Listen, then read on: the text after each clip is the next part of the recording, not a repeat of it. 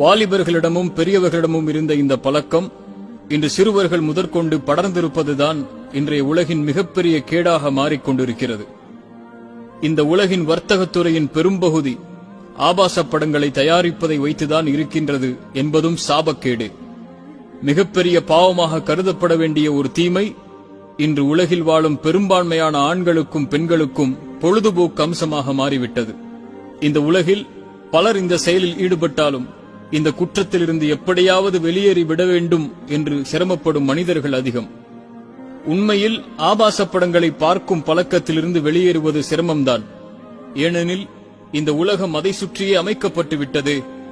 Internet, cinema, இசை இவற்றின் பெரும்பான்மையின் அழைப்பு அதை நோக்கி அமைந்திருக்கும் பொழுது எப்படி மனித சமூகம் இதை தவிர்ப்பது? ஒவ்வொரு வினாடியும் 30,000த்திற்கும் மேற்பட்ட மனிதர்கள் ஆபாச படங்களை பார்க்கிறார்கள்.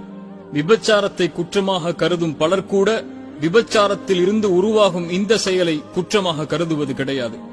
என் தோழனே, இன்னும் பலர் திருமணம் இந்த பழக்கத்திற்கு முற்றுப்புள்ளி என்று எண்ணுகிறார்கள். ஒருபோதுமல்ல.